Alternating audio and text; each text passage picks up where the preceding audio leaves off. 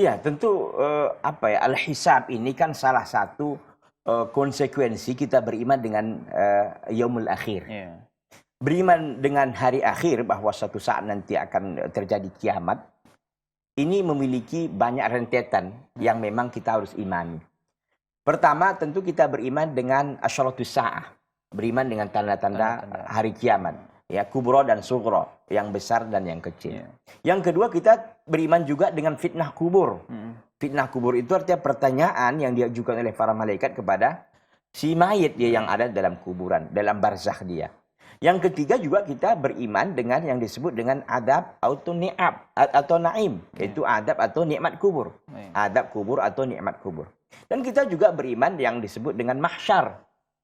Ya, padang mahsyar, dan di sanalah ada namanya mizan, timbangan, ada namanya suhuf, catatan amalan, ada di sana hisab, yaitu hisab di sini kan perhitungan amalan. Makanya Rasulullah SAW dalam riwayat Imam Ahmad dan yang lainnya mengatakan, Allahumma hasibni hisaban yasira. Ya Allah, hisablah aku dengan hisab yang mudah. Ibunda Aisyah radhiyallahu taala anha manakala mendengar perkataan Rasulullah SAW yang singkat ini Allahumma hasibni hisaban yasira, mengatakan atau bertanya kepada suaminya yang juga itu adalah Rasulullah SAW. Apa yang dimaksudkan ya Rasulullah dengan hisab yang mudah? Maka Rasulullah SAW menjelaskan bahwa hisab yang mudah itu adalah hisab, yaitu seorang mukmin yang kelak pada hari kiamat dihisab oleh Allah SWT, ya, yaitu ditunjukkan catatan amalnya. Ditunjukkan kepada seorang hamba ini catatan amalnya, lalu dengan mudahnya dimaafkan oleh Allah Subhanahu wa taala. Itulah yang disebut dengan hisaban yasira, hisab yang mudah, hisab yang ringan.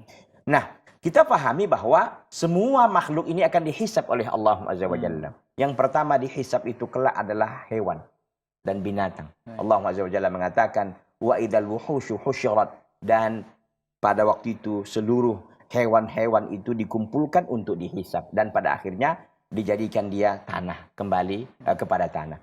Nah, kemudian hisab berikutnya kepada siapa? Hisab kepada orang-orang beriman. Hisab kepada orang beriman itu hisabnya itu enak.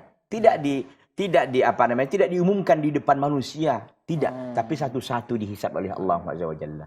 Sebagai penghormatan. Adapun orang-orang munafikin, orang-orang kafirin, maka itu akan dihisab di tengah-tengah manusia mereka, sehingga mereka pun malu karena mereka berbuat apa? Berbuat dosa dan maksiat di muka bumi ini. Intinya bahwa tidak ada yang lewat, ya, tidak ada yang terlewatkan dari hisab Allah Subhanahu wa taala. Semua akan menghadapi yang namanya hisab, perhitungan amalan yang pernah dilakukan di dunia ini. Wallahu taala.